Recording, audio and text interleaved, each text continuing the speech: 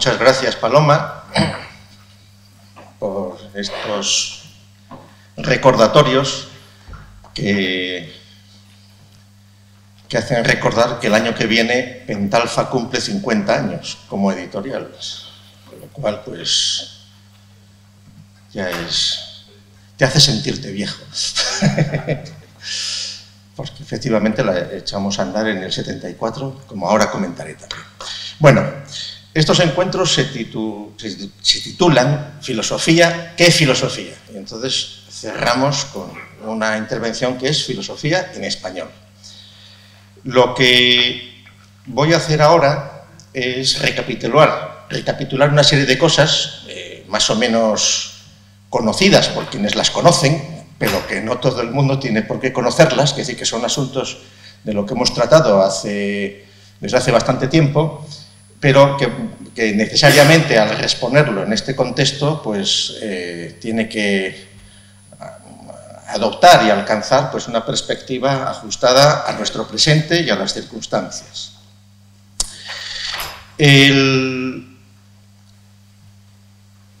Hablamos de filosofía en español, no hablamos de, por ejemplo, pensamiento en español, hablamos de filosofía en español. Y esto seguramente es un asunto que, bueno, vamos a tratar de esta cuestión para delimitar bien terrenos en este sentido. Y obviamente lo estamos haciendo desde el contexto de un sistema filosófico que es el del materialismo filosófico. Y voy a empezar con un mínimo repaso cronológico de algunos momentos que permitan, algunos comentarios y que permitan fijar de lo que estamos hablando y desde qué perspectiva y qué importancia le damos al asunto. Podemos situar la fecha del año 72, 1972, la publicación de Ensayos materialistas, como un momento pues, importante en la cristalización de lo que luego será conocido como materialismo filosófico. Es decir, ya en el curso que se hizo el año pasado ya se dijeron estas cosas, algunas cosas de estas, en el sentido de que en el año 72 el uso del rótulo materialismo filosófico, que es un término que en español viene desde los años 30 del siglo XIX, con distintos sentidos. El que quiera ver eso lo puede ver en la sección de rótulos de filosofía.org, de Filosofía en Español. Y también les digo que si tuve que hacer ese rótulo, o sea, si me entretuve en ver cuándo se había empezado a utilizar el rótulo Filosofía en Español, fue porque algunos iluminados sostenían que el rótulo materialismo filosófico era privativo de la tradición marxista o marxista-leninista. Entonces, bueno, pues vale, si lo decís, pero no, ya en 1830 y tantos ya se habla de materialismo filosófico. En Cuba, primero, al año siguiente se reproduce un artículo en México, creo recordar, y al año siguiente en España. Y con sentidos totalmente distintos. Es decir, el materialismo filosófico, cuando se utiliza en ese contexto, se está refiriendo sobre todo a los materialistas franceses del siglo XVIII y por eso, por ejemplo, pues hacia 1851 o 52, les hablo de memoria, tienen las citas en la página que les he dicho, pues hay algunos autores que dicen el materialismo filosófico ya está acabado, ya está superado totalmente, ya se ha muerto, o sea, ya no quedan representantes de ese materialismo filosófico que obviamente no se refiere, que diga, es el rótulo materialismo filosófico. Claro, en esa página se dice, el materialismo filosófico es un rótulo que se viene utilizando con distintos sentidos desde más de un siglo y medio y que alcanza su sistematización en 1972, cuando Bueno en Ensayos materialistas utiliza materialismo filosófico, que es rótulo que también ha utilizado Lenin, por ejemplo, en materialismo y empiriocriticismo, con con otros sentidos, etcétera, etcétera. Pero sí que defendemos una continuidad, al menos del rótulo, pero quiere decir que no es una marca registrada, pero que coexisten distintos sentidos de materialismo filosófico, pero uno de ellos pues, el que sirve pues, para redenominar el sistema en el que nos movemos. Y entonces, ¿qué es en el año 72, ensayos materialistas en términos sistemáticos filosóficos, como todo el mundo sabe, pues fundamentalmente a los efectos de lo que aquí voy a hablar, podemos señalar simplemente la doctrina de los tres géneros de materialidad, el IDM, etcétera, que no es algo que se añade a cualquier opinión filosófica, sino que quien asume esa doctrina de los tres géneros de materialidad necesariamente tiene que reconstruir su visión del mundo, si se asumen esas posiciones, con respecto a los sistemas precedentes que no hacían esas distinciones, que no hacían las distinciones en tres géneros de materialidad. Y puntualmente, como es bien sabido, en el caso de ensayos materialistas, esa dialéctica estaba directamente enfrentada contra el Diamat, contra el materialismo dialéctico propugnado por la Unión Soviética, que había pues, convertido pues, en filosofía oficial pues, una serie de doctrinas que quien quiera tener acceso a ellas pues, puede hacerlo en filosofía.org, en la sección que se llama Diccionario Soviético de Filosofía, porque los soviéticos publicaron como seis versiones distintas, o sea, sucesivamente 6 diccionarios en español, diccionarios que se llamaron diccionarios filosóficos, vocabulario filosófico, etcétera, etcétera.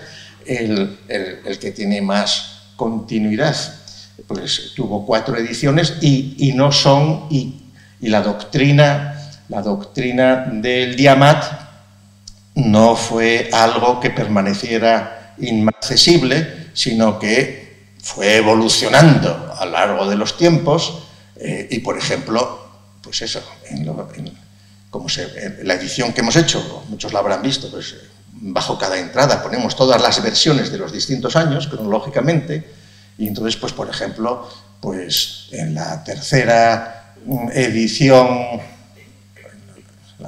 en la tercera edición española, o en la segunda, no me acuerdo, la tercera creo, en la segunda aparece el presidente Mao y aparece Stalin, que en la tercera pues han desaparecido, y así sucesivamente. Hay una serie de variaciones muy interesantes para ver pues, un poco la evolución de esas cuestiones. Bien, como es natural, las versiones últimas del Diccionario Soviético de Filosofía, que la última versión es como del año 82 en español, pues aunque ya habían pasado 10 años desde ensayos materialistas, obviamente no recogen esas novedades, aunque sí hay que decir que en entornos marxistas muy poco antes, o sea, previsto antes de la caída del muro, sí que encargaron para un proyecto de enciclopedia, encargaron a Bueno 4 artículos que están publicados en una enciclopedia que cambió de nombre y que últimamente pues, hemos reproducido algunos de los últimos textos en la versión española, y otra enciclopedia que, como en el año 95-96, también le pidió otros dos artículos a Bueno para ser publicados en alemán en el año 96. Todavía están pendientes de publicar, o sea, han pasado 20-30 años, pero está anunciado. Bueno, a mí se me había olvidado aquello, lo encontré, dije, coño, ¿qué pasaría con estos textos? Y la enciclopedia sigue existiendo, pero van a ser 10 tomos. Estos artículos que le encargaron va como en el tomo 8, está previsto que se publiquen el año que viene, dentro de 2 años. Es decir, que eso sí que es la eternidad ahí en los artículos. Pero bueno, bien. Bueno, pero decimos, podemos fijar ahí en el 72 ese sillar de construcción de una reorganización sistemático-filosófica de las cosas a partir de la doctrina de los 3 géneros de materialidad. Esa novedad publicada en el año 72, en el año 74, cuando se publica la Metafísica Presocrática, que fue el primer libro que publicó Pentalfa, adquiere o se aplica a la historia de la filosofía. Se aplica a la historia de la filosofía en una teoría de los 6 sistemas genéricos de la filosofía, en general, de la historia de la filosofía. 6 sistemas genéricos en función, pues, de los criterios que ahí se ponen y que muchos de ustedes conocen perfectamente y que más o menos se corresponden, pues, con en la Edad Antigua, la Edad Media y la Edad Moderna, que dice que es la metafísica presocrática frente a la filosofía clásica, la teología escolástica frente a la filosofía escolástica y la filosofía idealista frente a la filosofía materialista. Eso es decir, que es el por qué. Pues porque, bueno, y aquí también es interesante advertir por qué Bueno escribe la Metafísica Presocrática en el 74. Pues muy sencillamente, porque todavía no existía la licenciatura de Filosofía en Oviedo, pero él era el profesor que estaba dando en primer curso Filosofía Antigua, en los comunes de Filosofía y Letras, y entonces él llevaba dando esa asignatura histórica bastante tiempo, y seguramente la cristalización de ensayos materialistas le permitió pues, cristalizar la teoría de los 6 sistemas genéricos y abordar el primero, la metafísica presocrática, que en realidad, pues, apareció, pues eso, en el año 74 y que lo escribió en el curso 73-74 y salió en el 74, que fue un libro casi como obligado o consecuencia o secuela de una actividad profesoral, docente, ¿no? Pero para poder hablar con cierto rigor de la metafísica presocrática, pues había que ofreció la introducción, pues un proyecto de una historia de la filosofía con esos 6 sistemas genéricos que luego en el terreno editorial no se completó con un tomo para cada sistema genérico, pero que eso está por hacer, ¿eh? Es decir, que hay desarrollos parciales. Evidentemente, Bueno nunca tuvo el propósito de elaborar esos 6 volúmenes, o esos otros 5 volúmenes que se podían hacer, vamos, exposiciones. Sí que en algún momento estuvo previsto que algún profesor y colaborador entonces pues pudieran abordar eso, pero no es cuestión sencilla y ahí está, sistemáticamente, son cosas que están. Bueno. En el año 78, y aquí sí ya en el 1978, pues, se acababa de crear la licenciatura de Filosofía, la propiamente dicha, en la Universidad de Oviedo, y traía consigo, pues, que tenía que haber en primer curso una asignatura de antropología, antropología filosófica, según estaba prescrito en los planes de educación de aquel momento. Aquella nueva licenciatura, pues, empezaba muy en precario en términos de profesores, etcétera, etcétera, y las asignaturas nuevas y más difíciles, pues le tocaba, bueno, darlas, lo cual no fue una ventaja, porque le obligó a tener que preparar o a hacer incursiones en otros campos. Entonces, el resultado de tener que exponer y que organizar una asignatura de antropología, pues trajo consigo la plasmación de otro de los elementos nucleares, otro de los sillares básicos del materialismo filosófico, que es la doctrina del espacio antropológico, es decir, los tres ejes del espacio antropológico.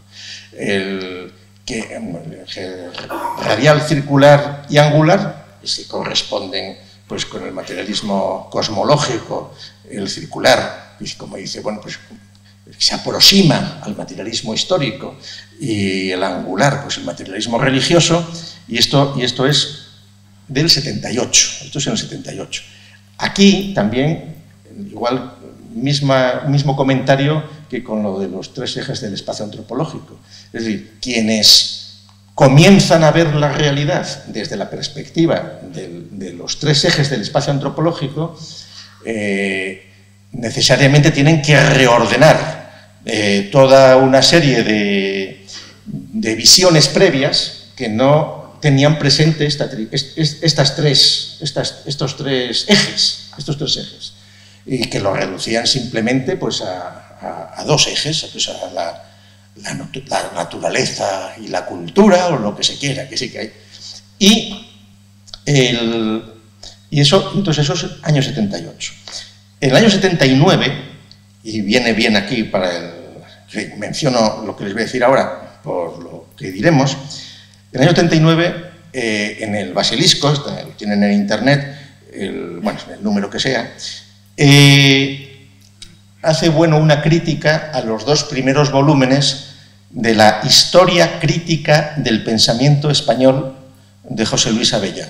José Luis Avellán es, porque todavía vive, pero que en aquel momento era en el 79, sí. Bueno, ahora no recuerdo si ya era catedrático o no, porque él fue el suplente en la Universidad de Madrid, que hacía no mucho que le habían cambiado el nombre por Complutense de Madrid para querer revestirse una universidad del siglo XIX pues con plumas ajenas. José Luis Avellán era el suplente, el sustituto de Calvo Serer, que era el catedrático oficial de Historia de la Filosofía Española. Disciplina que se había creado en la Universidad Española después de la Segunda Guerra Mundial con el rótulo Filosofía de la Historia e Historia de la Filosofía Española. Es decir, una asignatura doctrinal pues que estaba pues, rodeada de Menéndez-Pelayismo, y donde su catedrático primero pues, fue Calvo Serer, que era prominente figura del Opus Dei, pero quienes no lo recuerden, no lo sepan, pues que sí que él fue opositor al franquismo, e incluso fíjense que en el año 74, pues Calvo Serer fue de los que lideró la llamada Junta Democrática, de la mano también pues, de Trevijano y de Santiago Carrillo, que es aquella armonía entre elementos del Opus Dei, un Partido Comunista y Trevijano, donde lo que propugnaban era una restauración monárquica, no de Juan Carlos I, que era continuidad del franquismo, sino volver a su padre, a don Juan, que estaba en el exilio pues, de Estoril, y entonces y que iba a ser pues, una verdadera monarquía democrática y del pueblo, reconocida por el carrillismo, por el PC de Santiago Carrillo, pues en vísperas del eurocomunismo. Eso es uno de los episodios más entretenidos, y todo eso en París y en el entorno de la editorial Revuelo Ibérico, que dirigía un anarquista con dineros de donde fuera. Bueno, la biografía de José Martínez Guerricabeitia, que era el que fundó Cuadernos de Rollo Ibérico y que tenía la revista de Cuadernos de Rollo Ibérico, su biografía se hizo muerto ya este hombre, y menciona que cuando tuvieron la voluntad de hacer la revista, hicieron una suscripción de acciones, dice en unas notas, que fue muy bien acogida. Entonces, pues claro, fue muy bien acogida pues, por alguien que puso el dinero. La misma editorial Rollo Ibérico publicaba los textos de Calvo Serer. Es decir, estos son cosas que hay contra los maniqueísmos y las simplificaciones al ver la divertida complejidad de estos años. Bueno, pero entonces, Avellán, que había sido el sustituto de Calvo Serer, Calvo Serer, recuerdan todos el diario Madrid, habrán visto 1000 veces por televisión cómo el edificio del diario Madrid pereció por las cargas de dinamita, y entonces cuando las televisiones ponen las imágenes de la voladura del diario Madrid porque lo cerró el franquismo y no sé qué, pero bueno, hay un salto, que el diario Madrid se cerró en un momento determinado, pero el edificio lo volaron 1 o 2 años después, es decir, cuando la propiedad del solar pues decidió venderlo para hacer caja, y de hecho pues aquellos dineros todavía están transformados pues, en instituciones vivas en la realidad periodística española. Bueno, pero a lo que vamos. Avellán entonces publica en Espasa los 2 primeros volúmenes de una historia crítica del pensamiento español, que luego siguió publicando otros volúmenes, y bueno, hizo una crítica a esa obra en el año 79, donde ahí pueden ver las diferencias que Bueno tiene, o el análisis que hace de por qué Avellán no habla de historia crítica de la filosofía española, por ejemplo, o en España. ¿Por qué utiliza pensamiento, el término pensamiento? Entonces, Bueno ahí dice, bueno, pues utilizar pensamiento como utilizar teoría otras veces es un eufemismo para evitar utilizar filosofía, por las razones que sean. En muy buena medida porque filosofía sí que era utilizado tanto por las 2 escolásticas contra quienes las perspectivas, diríamos, liberales iban en contra, es decir, filosofía lo utilizaban sin reparo desde los entornos católicos, y filosofía lo utilizaban sin reparo desde la escolástica soviética. Pero José Luis Avellán estuvo, entonces no lo sabíamos, lo hemos sabido después, estuvo implicado también en el Congreso por la Libertad de la Cultura, y por piedad todavía no hemos publicado algunos documentos que tenemos donde el propio Avellán pues solicita ventajas, y bueno, ahí hay tenemos documentado en privado por ahora, porque tampoco hay que hacer leña del árbol caído, que Avellán está enfermo y esas cosas. Entonces, pues, pero vamos, los vínculos con toda la estrategia del Congreso por la Libertad de la Cultura, auspiciado por fundaciones norteamericanas y dirigido desde París por una organización en la que estaban 2 antiguos trotskistas tutelados por Josselson, que era el agente de la CIA encargado de tutelar esa institución, pues ahí eso es uno de los momentos interesantes para conocer la realidad ideológica de ese momento. Pero, es decir, filosofía en aquellos contextos era coal muy fuerte. Luego se dirá, no, es que la editorial pensaría vender más, llamándolo pensamiento, pero era otra cosa. Cuando en realidad, en esa historia, crítica del pensamiento español, Avellán no habla del pensamiento económico o no habla del pensamiento de cualquier especificidad que se quiera, sino es una perspectiva, es filosófica. Yo era profesor de historia de la filosofía, que es así, pero bueno, bien. En el 85, en este recordatorio para que se entiendan otras cosas, en el 85, es decir, 7 años después del espacio antropológico, publica Bueno el animal divino. El animal divino, en realidad, pues es un desarrollo de lo que en una nota está en el espacio antropológico. Es decir, pero es... Y yo les puedo decir que el animal divino fue un libro que a Bueno le llevó 2 o 3 años prepararlo y que él era consciente de que ese libro era de los más importantes que había hecho hasta ese momento. Era de los más importantes. ¿Por qué? Pues porque ofrecía,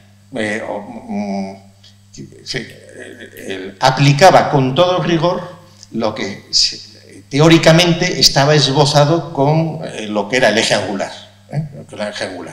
Y entonces el esfuerzo consistía en poder abordar de una manera lo más compleja y minuciosa posible, pues tanto la crítica de la filosofía de la religión como el curso de las religiones, etcétera, etcétera. Bien. Ese libro lo publicó Pentalfa porque Bueno no quiso ni que se le ofreciera otra editorial, que decir, sabía que iba a ser un libro, que no iba a ser fácil que lo publicara otra editorial, y entonces en la historia de Pentalfa normalmente siempre hemos publicado aquello que no querían publicar otros. Es decir, desde el punto de vista en Pentalfa, en los 50 años casi de trayectoria, cuando más adelante, pues, es decir, el mito de la cultura, otros libros de Bueno, hubo editoriales comerciales, editoriales con más presencia que le ofrecieron publicar, pues todo vuestro, encantados. ¿Por qué? Pues porque, pero lo que sí lográbamos con Pentalfa es tener un instrumento que ofrece una independencia absoluta y que no dependes de otras cuestiones que aprovecho para comentar aquí. En el 96, el mito de la cultura. Mira, viene a cuento. El mito de la cultura fue un encargo. El mito de la cultura fue un encargo de una editorial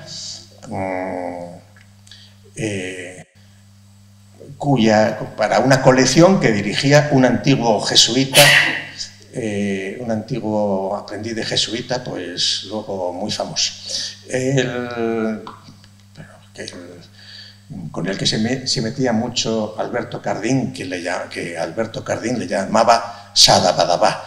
Bueno, pues Sadabadabá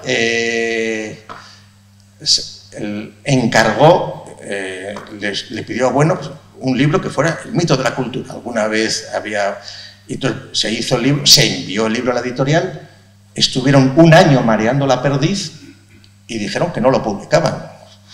Que no era comercial, que no les gustaba. O sea, en el fondo, a los de esa editorial ese libro les molestó profundamente. Y se publicó, no lo publicó Pentalfa. ¿Por qué? Porque cuando ya había pasado un año y ya nos dijeron, ¿qué pasa con este libro? No, pues que no lo vamos a publicar porque no encaja en la colección. Fijadas. Ya lo íbamos a publicar en Pentalfa cuando providencialmente, por el verano, pues José Manuel Vaquero, que era el que presentó a Bueno en el 78, en la conferencia de hace 25 años, que era el director general de Prensa Ibérica, llamó para hacer una entrevista a Bueno y tal, y dijo, bueno, ¿y qué tiene entre manos y tal? Y entonces le dijimos, pues mira, acaba de terminar un libro que se llama El mito de la cultura, lo vamos a sacar enseguida. ¿Pero qué lo vais a publicar vosotros? No, dármelo, que lo publicamos nosotros en una editorial nueva que vamos a sacar, que se llamaba Prensa Ibérica, no sé cómo se llamaba. Y seguro, bueno, al mes lo habían publicado, y El animal divino vendieron ahí 4 o 5 ediciones en 2 años, es decir, que ellos, con lo cual lo cual es un ejemplo muy bonito del control ideológico realmente existente en estas cosas. Bueno, pero del mito de la cultura, en el 96, en el 98, pues es la famosa Conferencia España que mencionamos, que después de esa conferencia en la propia editorial del mito de la cultura, el propio Vaquero es el que presentó a Bueno en el Club de Prensa Asturiana. Les dije el otro día que fue el primer acto que organizó la Fundación, pero cuando se celebró ese acto, que fue en abril, el 14 de abril, todavía no disponíamos del edificio que estaba en obras, el edificio que el Ayuntamiento había cedido a la Fundación por 50 años. Entonces, en ese edificio no entramos hasta el mes de octubre, pero fue el primer acto que hicimos fue ese. Y entonces, por eso fue en la Nueva España, y entonces de allí, de aquella conferencia, dijo, no, pues esto tiene que escribirlo. Entonces, bueno, pues nada, la conferencia propiamente es un artículo del Basilisco número 24, pero en el año 99 se publicó España frente a Europa, que apareció en octubre, o sea, un año y varios meses después, que a los efectos de lo que aquí nos interesa, de los materiales que vamos a juntar aquí un poco, pues lo fundamental de ese libro, estos efectos, es la distinción de los distintos tipos de naciones, pues la nación étnica, biológica, política, histórica, que luego se fue avanzando, pero es decir, que son esas distinciones y precisiones que no estaban operando hasta ese momento. Entonces, aquí les hago ahora, volvemos atrás, eso estamos en el 99. Entonces, en plan biográfico, autobiográfico, digo, yo me interesé por las cuestiones de la filosofía española, así ahora precisaremos, por inducción de Bueno.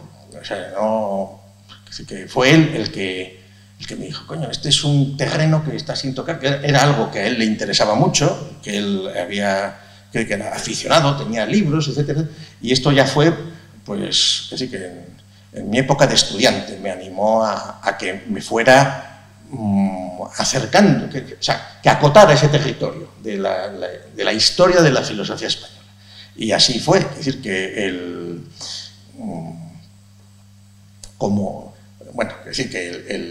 si ven, ya que lo hemos mencionado como anécdota, si ven en el Basilisco la crítica del año 79 de Bueno al libro de Avellán, aparecen pues una serie de tomos, los de Bonilla y los tomos que publicó la Asociación Española para el Progreso de las Ciencias, y luego los 2 tomos de Avellán que cubrían el periodo que aquellos otros tomos ya habían tratado. Y entonces la asociación, el último tomo que se había publicado de un proyecto que puso en marcha el marqués de Marichalar en los años 20, el abuelo del heroico Marichalar, que asumió pues tareas patrias importantes,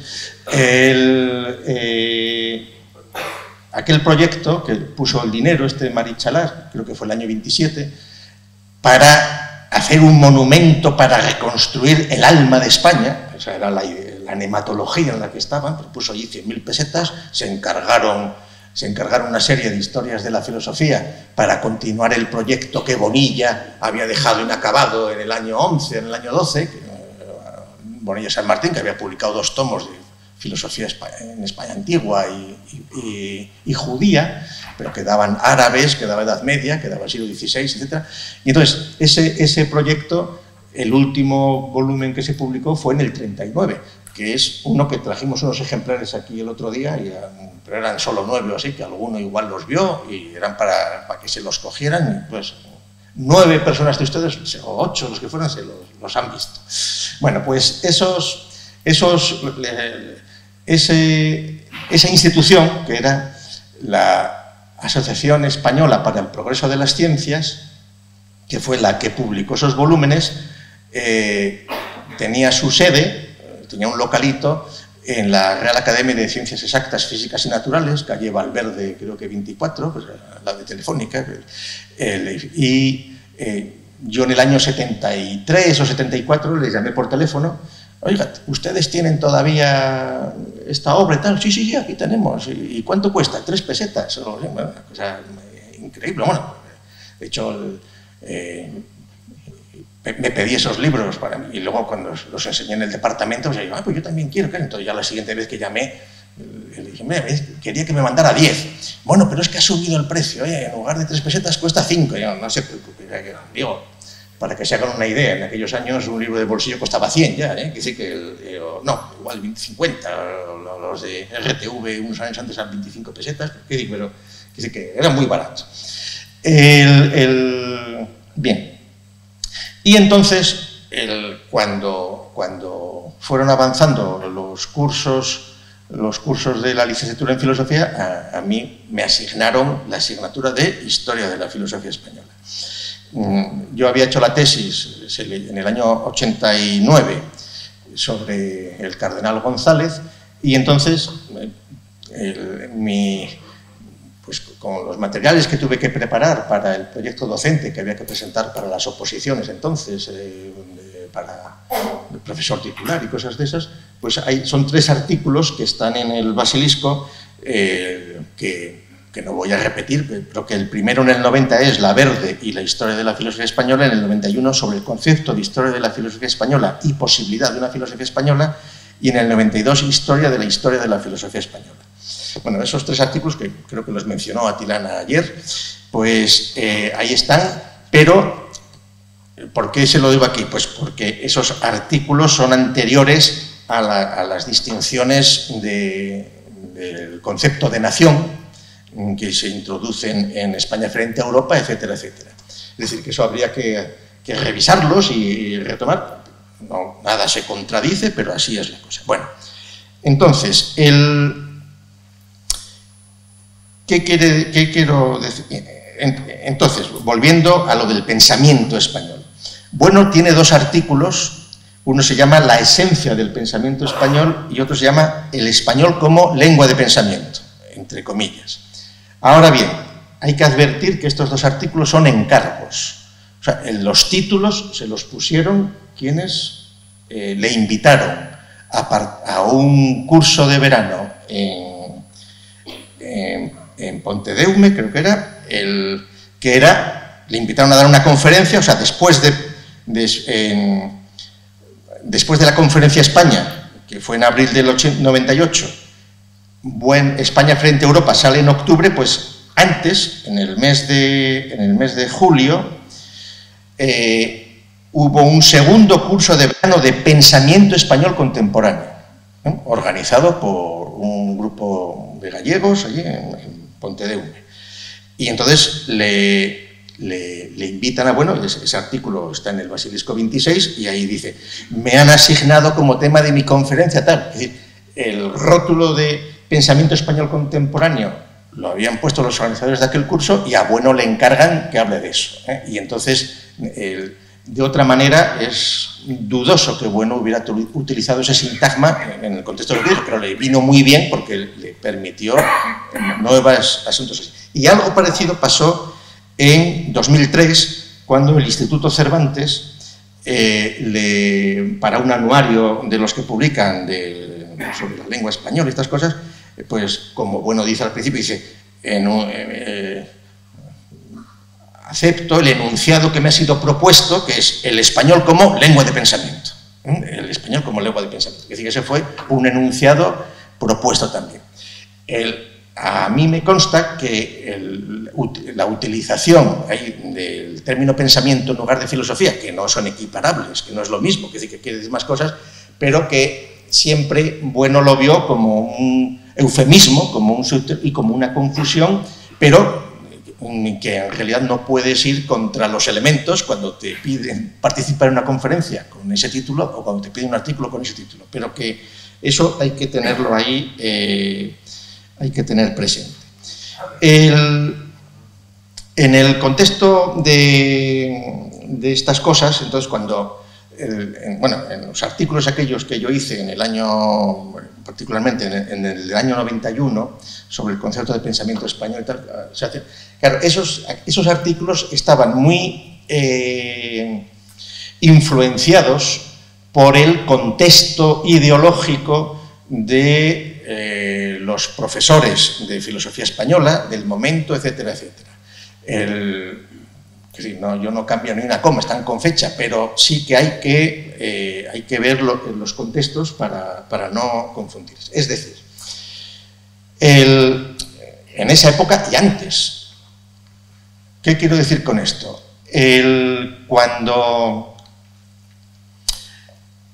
Fundamentalmente esto se institucionaliza después de la Segunda Guerra Mundial. Después de la Segunda Guerra Mundial, cuando se crea la UNESCO, cuando hay que ver qué se hace con los filósofos de Alemania,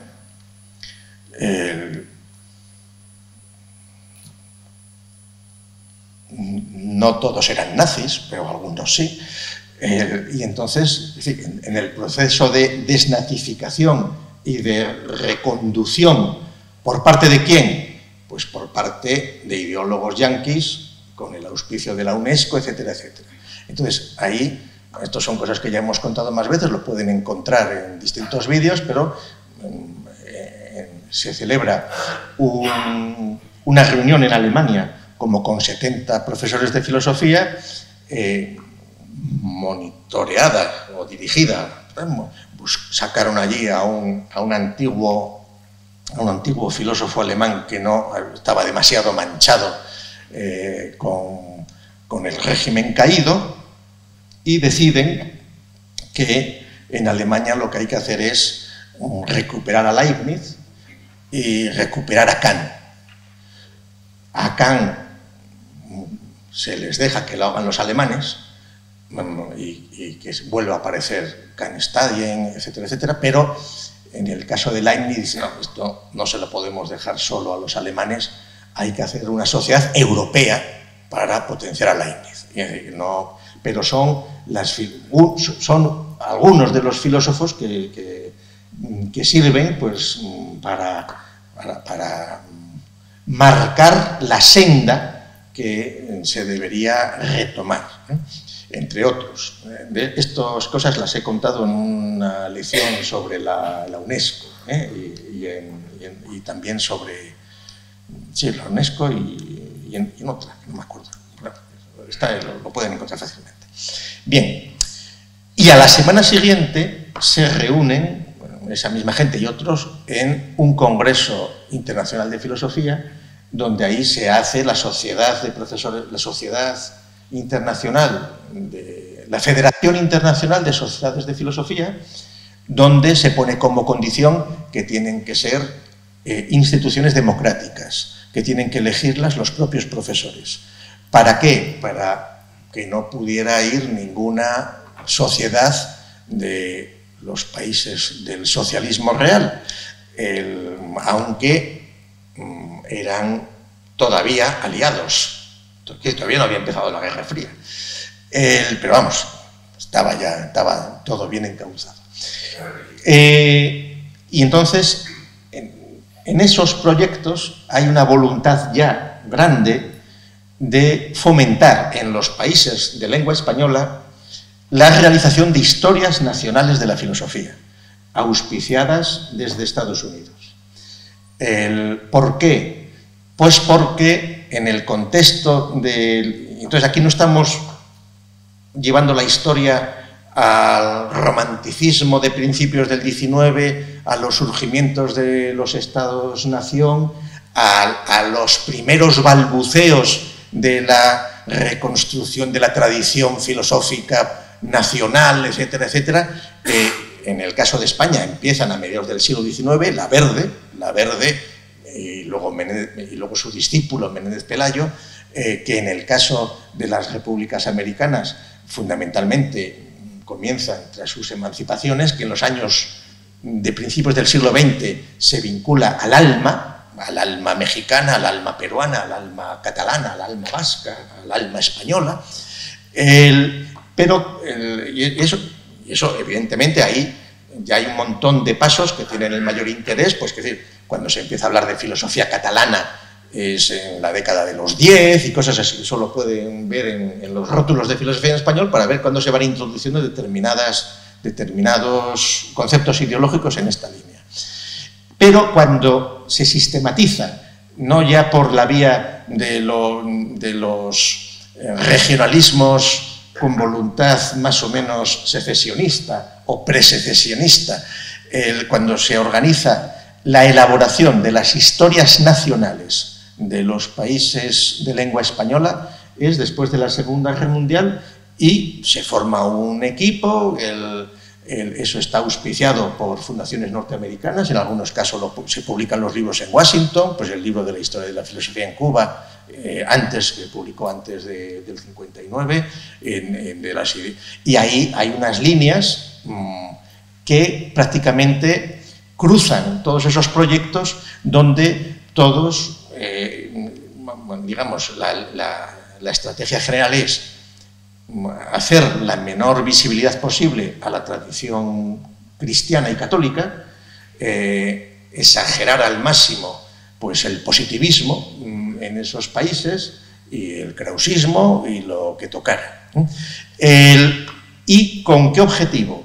Pues con dotar de una ideología filosófica nacional a esas repúblicas con las que poder combatir el internacionalismo que paralelamente se les estaba bombeando desde la Unión Soviética, donde pues nada, momentos de la Guerra Fría, y eso perfectamente se establece y llega a la situación, por ejemplo, en Cuba tan entretenida, pues de incorporar a su historia de la filosofía cubana, pues autores clérigos que escribieron un librito en el 18, en el 19, a Martí, a hacer un mix ahí que vale todo, donde en la época de la Revolución Cubana, pues, bueno, todavía siguen siendo, pues Martí pues parece que es el ideólogo de la revolución marxista cubana, cuando Martí no era ni marxista ni se le esperaba, pero bueno, quiere decir que ahí se recuperan todos esos autores y que se logra con eso dotar a las generaciones en las universidades, a los estudiosos, a las cátedras, pues de una realidad que es la filosofía cubana y la historia de la filosofía cubana, que se identifica inmediatamente con el pueblo cubano, con todo lo que se quiera, con lo cual ya el marxismo-leninismo que viene de la Unión Soviética, con su visión supranacional o internacionalista, pues es visto como una especie ajena, porque que no tiene las características propias pues, de la identidad nacional, y eso pasa en todos los sitios. Y eso pasa también en España. Se había empezado antes con la tradición del alma española, del Marichalar que les decía, pero eso se continúa. Y entonces, en el momento en que en el contexto en el que yo escribo esos artículos, pues es cuando se está analizando cuestiones totalmente extravagantes, bueno, extravagantes no, es decir, movidas por intereses ideológicos y cinematológicos muy precisos, como existe una filosofía latinoamericana, y discusiones de unos por aquí y por allá. Claro, ¿qué se estaba buscando ahí? Pues ahí, bueno, el grado de confusión cuando se analizan esas polémicas es total, porque en muchos casos son voluntades de reconstrucción nacional retrospectiva de naciones que se han constituido pues hace 200 años, como mucho, o, por ejemplo, en el caso de Panamá, que tiene 100 y pocos años, es decir, de principios del siglo XX, pues Panamá pues también hacen su reconstrucción filosófica con tintes teóricas marxistas, pero marxistas, digamos, socialfascistas o socialdemócratas, y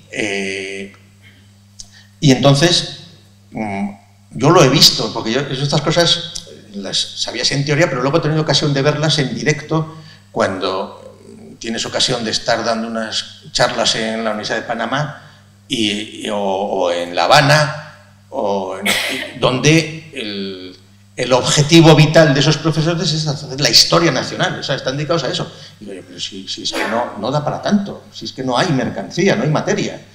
Salvo que hagas pues lo que hacían los autores soviéticos, lo pueden ver en el diccionario soviético de filosofía, en la segunda edición en español, que tiene fotos de algunos autores. Hay una tabla con los 60 y tantos autores que tienen foto. Si la ordenan por el campo donde viene la nacionalidad del autor, pues en la propia Unión Soviética, que estaban enviciados con esa situación también pues de las nacionalidades y regiones de la Unión Soviética, pues hay un reparto de los que merecen foto, que son pues 2 ucranianos, 2 bielorrusos, ¿y a quiénes incorporan a esa historia de la filosofía? Pues en la mayor parte de los casos no son ni filósofos ni nadie que se lo espere. Es decir, un autor que en el siglo XIX escribió unos versos a la luna o al amanecer, y entonces ya, pues el naturalista y entonces el positivista y tal. Es decir, o sea, el grado de fantasía reconstructora que hay de muchos de estos autores es absoluto, pero con estos objetivos que les decía.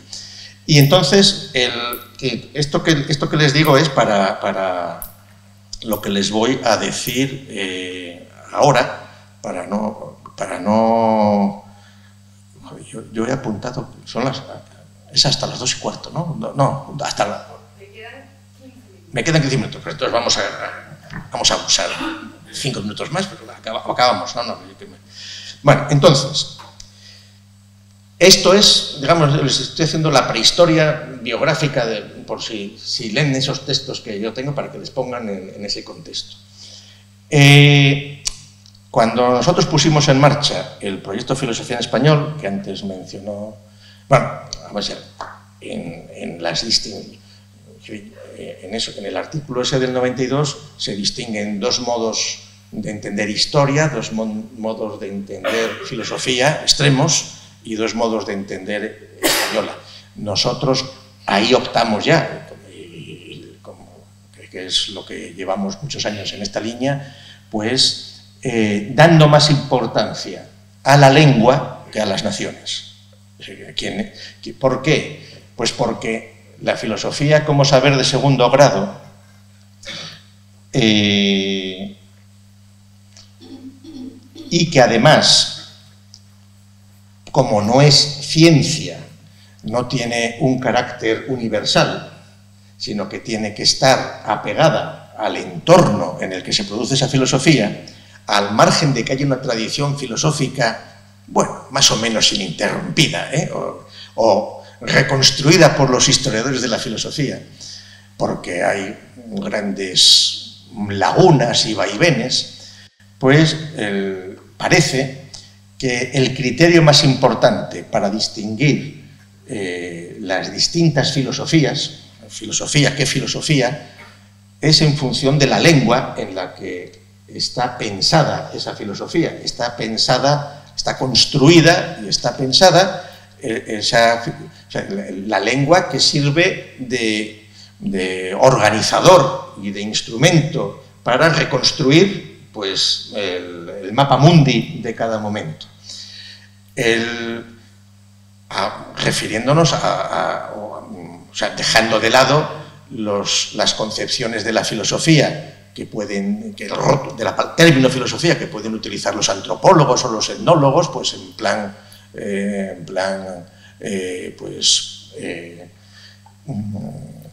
etnológico o la identificación con míticas Weltanschauungs de los pueblos y cosas así, que eso son todo pues construcciones idealistas y ad hoc. La realidad, como vamos a ver en el tiempo que nos queda, pues es que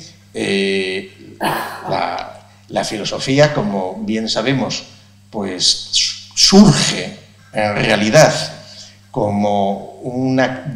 inicialmente pues como una crítica a otro tipo de saberes, particularmente a saberes que en la época pues eso, de los presocráticos, de Platón, de Aristóteles, pues tienen que ver con la crítica a las religiosidades secundarias, pues por ejemplo del panteón de los dioses egipcios o de los dioses griegos, y en ese sentido, pues claro, la crítica, por ejemplo, de Aristóteles y Aristóteles, la idea de Dios, bueno, todo perfectamente, pero no hay que olvidar que esa cristalización de esa idea que es negativa por respecto a los atributos que se supone que tiene la divinidad, en buena medida es reconstrucción de las escolásticas ulteriores, tanto judía como cristiana como mahometana, y con todas las dificultades, como bien saben, pues de 25 siglos de traducciones, de confusiones y de asunciones tan importantes y que marcan absolutamente el curso de la historia de la filosofía. Pero entonces, en esa tradición helénica, que es donde surge la filosofía, que se confronta con la crítica a las religiones, que tiene que entender o que está íntimamente relacionada con nadie entre aquí sin saber geometría, con la figura de Tales de Mileto, es decir, pues todas estas cosas que obviamente es el griego, la lengua en la que se construye pues todas esas historias, todas esas cosas. Claro, avanzando los siglos, pues se introducen luego otras lenguas por el medio, y no solo el latín, pero vamos, sino las recepciones de algunos autores por la vía islámica, cuando Mahoma pues hace una lectura rigurosa pues, de los textos neoplatónicos y aristotélicos, etc. Y entonces, digamos, en la Edad Media, europea, la mayor parte de los textos, pocos, menos, más, pues están o en griego o en latín. Es en el siglo XII cuando comienza a recibirse, a través de Córdoba principalmente, comentarios a las obras de Aristóteles hechos por musulmanes, etcétera, etcétera. Y donde se comienza a conocer pues, un montón de obras de la antigüedad clásicas que eran desconocidas. Es decir, el otro momento importante, simplificando mucho, es la caída de Constantinopla. Pero, por ejemplo, en la Edad Media de Platón solo se conocen dos diálogos, y a Aristóteles se le conoce por las versiones y por los comentarios islámicos, etc. Entonces, la Escuela de Traductores de Toledo, en la cual textos que están escritos en árabe son vertidos al español, castellano, al romance, al español ya a través de dobles traductores, que es alguien que sabe árabe y lo traduce al latín y del latín o sea, a través del español, alguien que sabe árabe y español y alguien que sabe español y latín, y se van reinterpretando en esa tarea, y que es lo que va a permitir pues, el renacimiento que se dice filosófico del siglo XIII, que es la introducción de Aristóteles, que dice que en 50 años pues, Santo Tomás, todas estas cosas, ¿no? Bueno, pues ahí el romance castellano, el español, como se enriquece notablemente en el siglo XII, en el siglo XIII, en esas labores de traducción, de tener que repensar unos textos desconocidos, y eso va a marcar totalmente la riqueza del español. Dicen algunos, sí, también hubo algunas traducciones en Cataluña al catalán, perfectamente, sí, nadie lo discute, que decir, ahí las lenguas romances sirvieron para todas esas cosas. La historia determinó que el español luego, pues que era la lengua que se hablaba en Castilla y en León, que demográficamente era muy superior al resto de las periferias, y la historia todos la saben, que el descubrimiento de América, estas cosas. Pero a lo que vamos, el desarrollo de la lengua española como lengua, como instrumento cultural en el siglo XIII, pues es de una riqueza muy notable y de una madurez muy notable. Simplemente, pues, léanse el libro de los 12 sabios o mírense, pues, el Código de las 7 partidas. Es decir, que ahí la complejidad y la potencia conceptual de ideas, de términos del español es, por esas circunstancias que he esbozado, muy superior a las que en esos momentos tienen otras lenguas europeas que luego, pues, van a tener su curso. Pero evidentemente esto no quiere tampoco decir nada. Que también el árabe tuvo, cuando se recibió a las obras de Aristóteles, tuvo un desarrollo notable, pero luego, por cuestiones ideológicas, pues el averroísmo fue el averroísmo latino.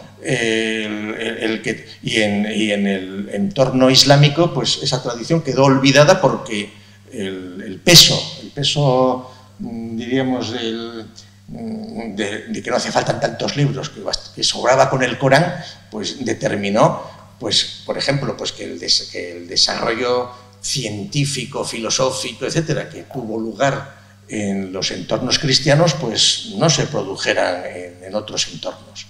En el caso del español, como luego en el caso del inglés, la circunstancia de haber sido imperios, primero el imperio español, luego el imperio inglés, pues determinó que hoy día de las lenguas europeas que hablan más de 100 millones de personas realmente existentes, pues es el español, el inglés y el portugués. Es decir, que las cuentas que hacen luego los franceses, pues exageran todo lo que quieran y tal, pero vamos, no pasan de 100 millones, ni los alemanes tampoco, y cosas así. Es decir, bueno, para eso no vamos a entender, son cosas que no se discuten, es decir, que las miran en Ethnologue, en la página del Instituto Lingüístico de Verano, que es la institución que se dedica sistemáticamente a estudiar estas cosas para que ningún hombre muera sin leer la Biblia en su lengua materna, y tienen traducida a más de 1000 idiomas.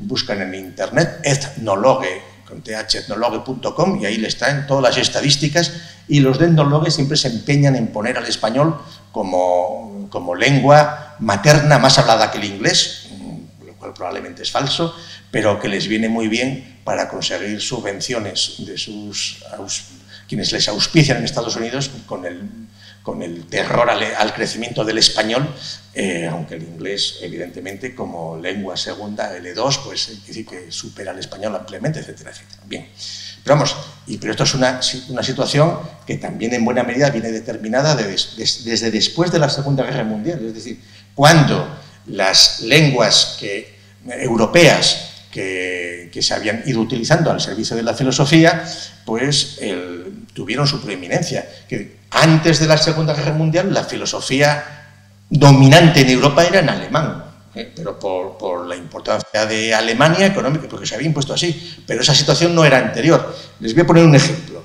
Cuando en español, en la tradición de España, el español se utiliza principalmente en los tratados de derecho porque el personal habla español y las leyes están en español, y también en el ámbito eclesiástico en español están los manuales de confesores y los tratados de confesión. Es decir, por ejemplo, cuando el tostado Alonso de Madrigal publica en 1495 pues una breve forma de confesar, pues eso está en español. ¿Por qué? Porque a quienes va dirigido eso es a los clérigos que ya saben poco latín y que conviene que aprendan a confesar y tienen que confesar en español. O en el 96, Hernando de Talavera, breve forma de confesar. Luego, a mediados del siglo XVI, 1546, Juan de Pedraza, confesión muy provechosa. Todo esto eran tratados de confesión antes de que se renovara la obligación de confesar todos los católicos una vez al año que pone a mediados del siglo el Concilio de Trento, y que eso ya da lugar a toda una explosión de manuales de confesores y de tratados de confesión en el siglo XVII hasta mediados del siglo XVIII, en el cual se corta, porque claro, se meten en cuestiones morales, políticas, éticas, de todo tipo los confesores, que las disputas entre probabilistas, probabilioristas, laxistas, es decir, que son, ojo, cuestiones que tienen mucha más relación con lo que pasa en el presente, en el sentido de que pues las ideologías hoy dominantes, es decir, que ¿cómo vas a condenar si este mató a alguien, este robó? No tiene culpa él, es la sociedad, él es una pobre víctima determinada. Pues, es decir, que estas cosas pues, él se toleraba, y como por ejemplo, pues, en cuestión sexual y cosas así, pues la tolerancia de los laxistas era inmensa. Es decir, que se puede hacer de todo siempre que no haya conmoción de la carne. Entonces, porque el delito era que hubiera un derramamiento fuera del vaso femenino, y entonces, mientras no pasara eso, pues no iba contra natura. O, por ejemplo, pues Tomás Sánchez, a final del siglo XVI, pues tuvo que reconocer en 3 tratados del matrimonio, o sea, para el sexto mandamiento, un montón de páginas, pues que, por ejemplo, con argumentos no metafísicos ni teológicos, sino científicos, es decir, con la opinión de los médicos y tal, pues que la masturbación femenina no podía ser pecado, porque, según decían, pues las mujeres, pues no, si se procuraban placer, no hacían dispendio de ningún licor que estuviera destinado a la procreación, y prohibir que se procurasen placer sería caer en un rigorismo innecesario, pues parecido, que evitaría pues, que pudieran vestirse las personas con trajes suaves, o obligarían pues, a estar dándose azotes todo el día o comer solo pan duro y tal. Y eso son argumentados y con argumentaciones muy rigurosas, y que plantearon grandes disputas, y que evidentemente esas discusiones desaparecieron en el siglo XVIII, cuando Roma dijo, nada, aquí San Felipe María Neri, un tratadito pues equidistante, y esto es la doctrina.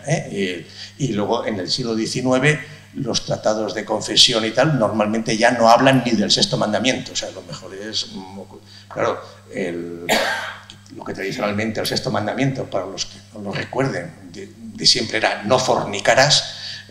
Como, claro, si le enseñabas eso a los niños, mamá, ¿qué es fornicar? Y bueno, pues entonces ya dijeron, no cometerás actos impuros, es decir, para evitar esas preguntas, y no tener que responder con lo de, a mí no me preguntes que soy ignorante, doctores tiene la Santa Madre Iglesia que sabrá responder, que era lo que decían los catecismos para la educación de los niños, y entonces que no entraran en demasiados dibujos. Bueno, bien, entonces, les decía que salvo la cosa jurídica y estos tratados, pues se utilizaba en cuestiones filosóficas el latín, mucho más, es decir, las relecciones de Vitoria están escritas en latín, es decir, pues el latín era la lengua de la Facultad de Teología, y el latín era la lengua de la Facultad de Artes, principalmente, lo cual no quiere decir que no hubiera literatura en español, etcétera, etcétera, todo lo que eso, por supuesto.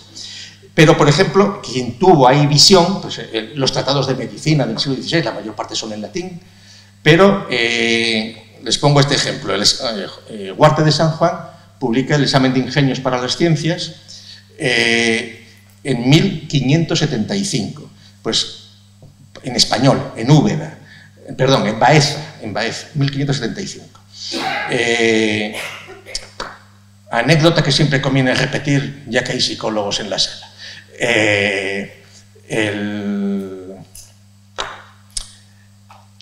De Huarte de San Juan no se sabe cuándo nació y cuándo murió. No sé por qué razón, bueno, sí, sé por qué razón, porque un jesuita recuperó el Huarte y tal. Entonces, el patrono de la Facultad de Psicología es Huarte de San Juan. Que algunos ardorosos dicen, coño, si el patrono será santo. Entonces, en el calendario de la Universidad de Oviedo algunas veces ponían San Juan, Huarte de San Juan. No, Huarte de San Juan, que era de San Juan de Pie del Puerto, ahí ahora Francia. Entonces, Navarra. Bueno, pues de Huarte de San Juan no hay fechas. Cuando se crea la Facultad de Psicología deciden que hay que buscar un patrono como las demás para no ser menos, y dicen, pues Huarte de San Juan. Y entonces la única fecha que había era el colofón del libro de la edición de Baeza de 1575, que se terminó de imprimir el 23 de febrero de 1575, pero había sido ya el 23F, el golpe de Tejero. Joder, es muy fuerte que pongamos el 23F como patrono de los ecólogos, pues el 24. Así se construyen los relatos. Bueno, pues ese libro, que se publicó en español en el 75, en el 1580 se traduce al francés, en el 82 al italiano, en el 94 al inglés. Es decir, en el mismo siglo XVI se ha traducido al francés, italiano e inglés. En el siglo XVII se traduce al latín y al holandés. Y al alemán no se traduce hasta 1752. Se traduce al alemán. Es decir, el alemán como lengua filosófica, pues comienza su navegación con la traducción de la Biblia por Lutero, es donde empiezan las historias los alemanes, pero cuando va cuajando, pues con todo el ciclo del idealismo alemán y con toda la potencia alemana frente a Francia en las guerras del siglo XIX, pues con los gloriosos paseos de los alemanes pues por París, y entonces se impone el alemán, que es derrotado en la Segunda Guerra Mundial. Entonces, pues ahí pues, eso es una realidad. El español siempre procuró ser ninguneado por quienes hacían cuestiones de filosofía. Por ejemplo, cuando Andrés Lalande diseña a final del 19, con ocasión para la exposición de París de 1900, el proyecto de un vocabulario crítico filosófico de la filosofía, en plan armónico y estas cosas tan bonitas, integradoras. No hay que discutir. Si hay escuelas filosóficas, si hay sistemas filosóficos, es por un problema de vocabulario. Entonces vamos a hacer un vocabulario técnico, filosófico, y entonces una vez que se haga el vocabulario, pues ya pelillos a la mar, todos. Entonces está la acepción, pues bueno, hay una acepción 1, 2 y 3, pero ya sabremos de qué hablamos. Y en eso estuvieron los franceses 20 años engolfados en ese asunto. Bueno, pues ahí, de cada término, en francés, porque ese vocabulario de Lalande se hizo en francés, pero ponía su traducción al alemán, al inglés, al italiano y al ido, al ido, que es una lengua universal que todo el mundo habla. En la Vulgopedia, si buscan ido, dicen probablemente es la primera o la segunda lengua universal más hablada del mundo. Y luego pone número de hablantes entre 100 y 200. Vale. El ido fue un proyecto hecho por un lógico, por Couturat, que se murió en un accidente de coche y el ido se acabó. Bueno, queda en la Vulgopedia. Pero a lo que vamos, en el Lalande no se menciona el español. El español no existe. O sea, ¿por qué? Pues porque España no había participado en la Primera Guerra Mundial, que es cuando empiezan a publicar después estas cosas, y porque París quería imponer el Lalande en América, porque a esas alturas el principal foco editor de libros en español está en París. Entonces, para los filósofos técnicos no tienen por qué saber español, saben francés, y para eso está Lagrandet. Y entonces, ¿qué sucede? Lo que son las cosas. El vocabulario de Lalande no está traducido ni al italiano, ni al alemán, ni al inglés. Pero hay 2 ediciones en español hechas en Argentina, y en los años 90 lo tradujeron al portugués en Brasil. Fíjense lo que son. ¿Por qué? Pues por las penetraciones ideológicas de Francia en ese momento, que ahora ya no es tan grande, que ahora el monocultivo casi es del inglés en estas cosas. Bien, bueno, voy a ir terminando, que bueno, son las 2:05, voy a terminar, en 5 minutos termino. Ahora les voy a hacer esto se podría hablar mucho más y poner ejemplos, pero Una de las cuestiones que al hablar de la filosofía en español hay que cuidar es no sobrepasarnos por el síndrome de la leyenda negra, en el sentido siguiente. Es decir, la defensa de la hispanidad, de España, etcétera, etcétera, reacción a la leyenda negra, y que no viene de ahora, sino que ya viene desde el siglo XVIII, etcétera, con todas estas cosas, pues llevó a algunos, por ejemplo, a Menéndez Pelayo, pues a escribir La ciencia española, a hacer... marcó totalmente la labor de recuperación de la historia de la filosofía española. Es decir, durante muchos profesores, durante décadas, con ese sentido, que lo que se buscaba era, en realidad, intentar encontrar unas esencias propias del pueblo español, o del pueblo vasco, o del pueblo catalán, eso, según las épocas, ¿no? Con los intereses que ya hemos dicho. Y entonces aquí, pues todo el pensamiento, toda la filosofía escrita en español, no hay por qué salvarla por reacción al desprecio a las otras cosas. Que hay basura en cantidades escritas, hay delirios, hay todo lo que se quiera. Con lo cual, el planteamiento que yo hoy daría al asunto de filosofía en español es el siguiente. En nuestro presente, quienes están compitiendo, o sea, la presencia de sistemas, de escuelas, de ideologías, de filosofías en el mundo mundial está determinada por el poder estratégico de las lenguas, no es otra cosa. Y aquí el español tiene sus ventajas de 100 millonarias de hablantes, pero no es la única. Eso es un requisito importante, pero no es suficiente. Hay millones de hablantes de chino mandarín, o de árabe, o de hindi, o lo que sea, y entonces la posibilidad de una filosofía académica en esas lenguas es muy discutible y es prácticamente inexistente, están en otras cosas. El inglés, se mencionó ya aquí hay quienes dicen, autores que dicen la mejor filosofía española se escribe en inglés. No, una parte de la filosofía en inglés la hacen españoles. Claro, pero no es eso. Sí, ojo, si por española lo atribuimos al idioma, a la lengua. Nosotros cuando hablamos de filosofía española no estamos hablando de España, estamos hablando de filosofía en español. Por eso el proyecto lo llamamos Filosofía en Español. Al poco de hacerlo, en el 96, en el 97, recibimos una carta, no sé, de un profesor catalán que nos dijo, pero ¿por qué ustedes lo llaman filosofía en español y no filosofía española? Porque como filosofía española podríamos poner textos en catalán también, pero es filosofía española de España.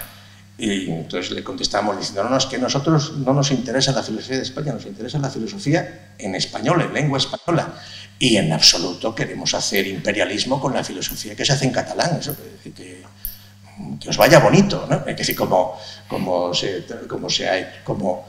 ejemplo, pues un clérigo, pues en su momento tradujo las obras de Mao al vasco y tradujo a Platón al vasco y cosas así, pues muy bien. Claro, luego ¿qué sucede? Pues que en la universidad, en la Eusko-Universidad, pues sus profesores publican en inglés y en vasco, pero sobre todo en inglés, pues extendiendo el español, pues estupendo, pues muy bien.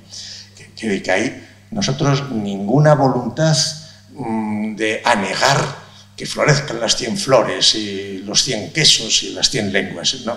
Pero ¿cuál es la realidad? La realidad es que la filosofía es una planta muy sensible y muy difícil de mantener en un sentido crítico sistemático. ¿Por qué? Pues porque, y máxime en nuestros tiempos en los cuales la situación es absolutamente caótica. Por ejemplo, les pongo un ejemplo. Hace 20 años hicimos una entrada en el proyecto Filosofía en Español sobre la primera mujer que fue catedrático de filosofía, catedrático de metafísica, Mercedes Torrevejano, que es una religiosa teresiana señorita. Y entonces la primera mujer que fue catedrático de la Universidad Española fue Ángeles Galino Carrillo, que fue catedrático de pedagogía y también pues, de esa organización religiosa, y la segunda catedrático fue de metafísica, Mercedes Torrevejano. Bueno, en la biografía, que pueden ver en el proyecto de Filosofía en Español, porque no la hemos tocado, se explica el currículum de este catedrático de metafísica, que durante los 10 primeros años fue la que organizó los congresos de filósofos jóvenes que se pusieron en marcha desde la Complutense de Madrid, de los entornos católicos, para contrarrestar las jornadas, como se llaman, de filosofía que había empezado a hacer en Pamplona el Opus Dei, en disputas, digamos, internas del nacionalcatolicismo, si lo queremos ver así. Y entonces Mercedes Torrevejano pues, llamó por teléfono a Sharon Calderón, que aquí está presente y que no lo podrá desmentir, pero ¿cómo han puesto en la página que yo soy teresiana? Y se le echó a llorar, y Sharon le dijo, no, pero díganos en qué fecha dejó de serlo. No, si es que yo nunca lo fui. No, vamos a ver, usted en el pregón que dio en su pueblo, en Valdepeñas de Jaén, contó toda su vida.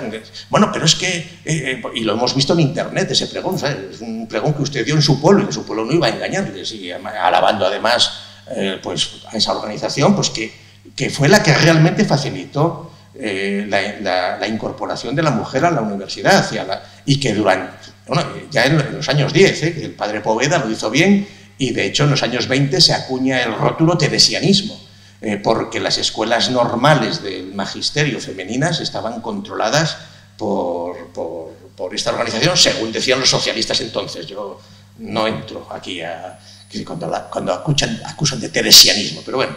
Y entonces ella dijo, no, ese documento no existe, eso es una cosa de internet y tal. Bueno, le dice Sharon, oye, díganos hasta qué fecha estuvo usted ahí. No, si es que yo lo sigo siendo, pero entonces, ¿qué problema tiene de que se diga eso?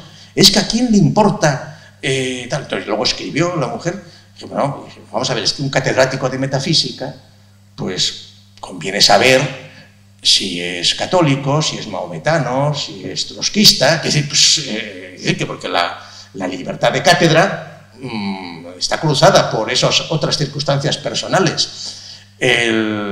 Y entonces así quedó la cosa.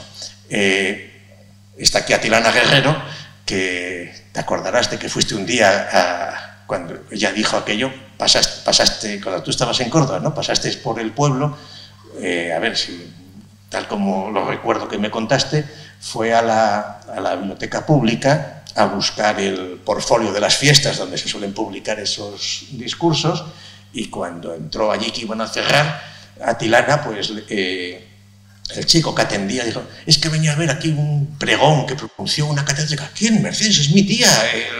Sí, aquí está, pum, y le dio la fotocopia, o sea que fue muy divertido.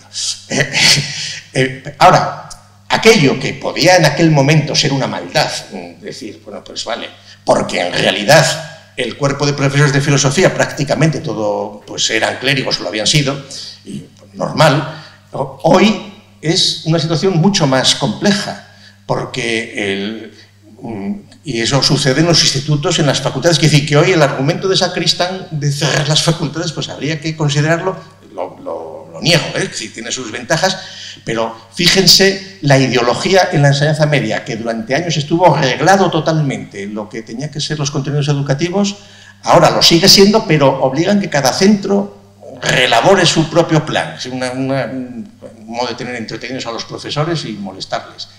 Y si en determinados institutos caen profesores pues, con determinadas teorías extravagantes, pues ahí quedan durante tiempo. Y en la universidad no digamos nada. Es decir, la universidad, y cuando sucede, como está sucediendo, la multiplicación de universidades privadas, donde hay muchos centros donde solo hay un profesor de filosofía o dos profesores de filosofía, pues en determinada universidad cae una persona con determinadas ideologías terraplanistas, animalistas, lo que les dé la gana, pues ahí se queda adoctrinando.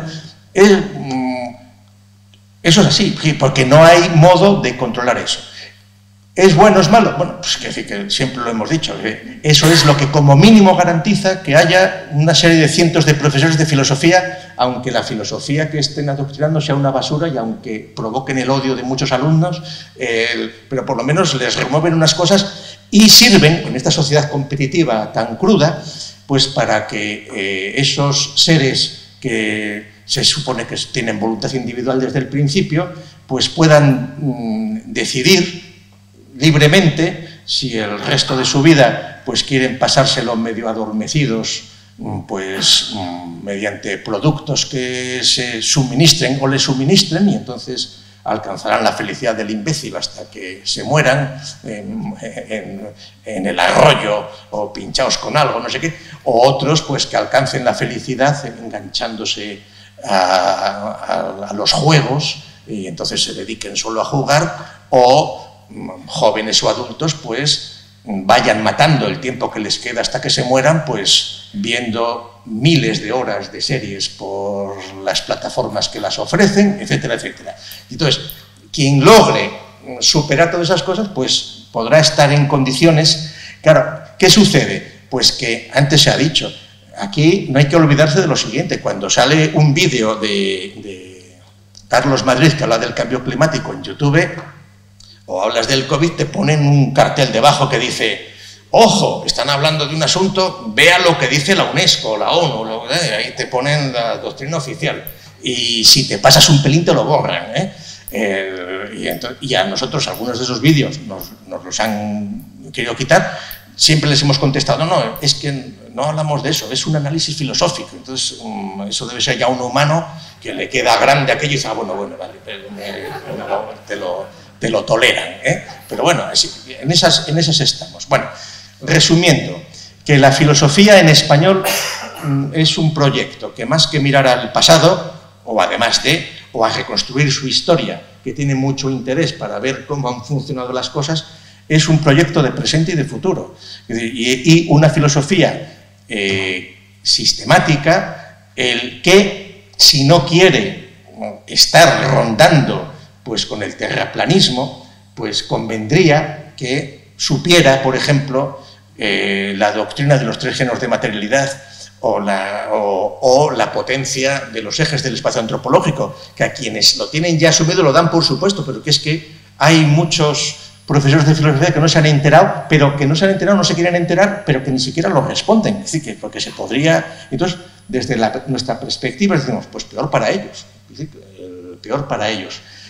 ¿Por qué? Pues porque la potencia de un análisis crítico del presente requiere una serie de instrumentos teóricos, conceptuales, de análisis de ideas, que tienen que ir avanzando a medida que la realidad vaya cambiando, y que nosotros sepamos, la más potente hoy por hoy es el materialismo filosófico. Parece que estamos haciendo propaganda aquí para la casa, pero es que si conociéramos otra nos hubiéramos cambiado a la otra. Bueno, con lo cual, la filosofía en español es un proyecto que está por hacer y que en el contexto actual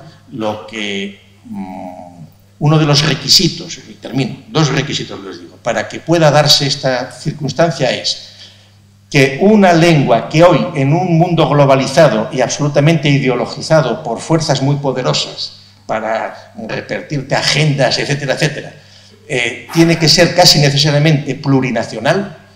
Dicho de otra manera, es imposible concebir que pueda haber debates filosóficos reales en vasco, en el País Vasco, hoy. Es decir, que eso es metafísicamente imposible, no ya porque el vasco no tenga condiciones o tenga un desarrollo, sino porque las propias condiciones, el propio corsé ideológico que ahí se mueve, pues impedirá esas disputas. Digamos, nuestra experiencia, cuando en el 94 estuvimos yendo a Cuba 5 o 6 años, porque nos llamaron, les interesó el materialismo filosófico, pero sí que, vamos, éxito cero. ¿Por qué? Pues porque sigue dominante otro sistema filosófico que no interesa cambiar, etcétera, etcétera. Y no digamos nada de todas las ideologías que se van expandiendo y que además, y termino con este ejemplo,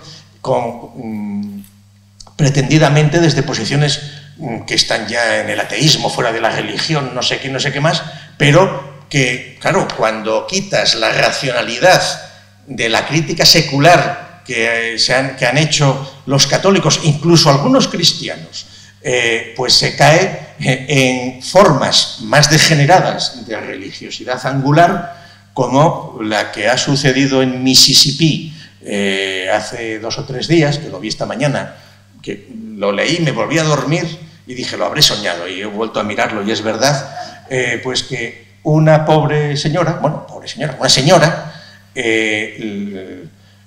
teóricamente violó a un perro y lo puso en redes sociales y la han detenido y le piden 10 años de cárcel por violar a un perro.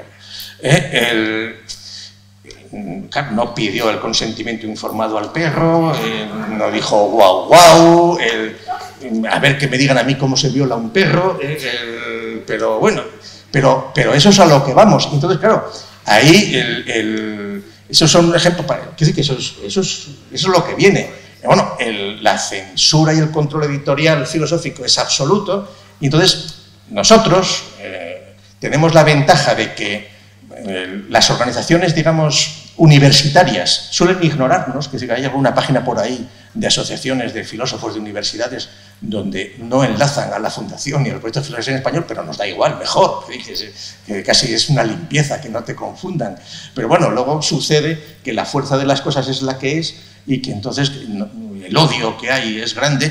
Antes lo dijo Carlos Madrid y no lo voy a repetir, pero quiero decir que la pieza de fundamentalismo democrático, fundamentalismo científico, está levantando ampollas pues, entre todos pues, profesores pues, que están cebados por el dólar y están felices, pues muy bien, pues con su pan se lo coman. Es decir, nosotros hoy por hoy tenemos garantizada cierta independencia que nos da la institución de la Fundación, que tenemos libertad de publicar lo que YouTube nos deje, es decir, que tampoco hay que pasarse aquí de creernos que estamos libres de todo, pero estamos y como pueden entender, la nueva situación que se expuso en la sesión anterior, pues es muy prometedora para una filosofía en español, de presente y del porvenir, que permita, como decía Humberto el otro día, no pretender cambiar las cosas, porque eso sí que es idealismo, sino por lo menos entenderlas, o sea, entender qué es lo que nos está pasando. Y en ese sentido, pues, eso es la cruda realidad de nuestro presente. Y nada más, agradecerles que hayan venido aquí y seguiremos volviendo a Salamanca. Muchas gracias.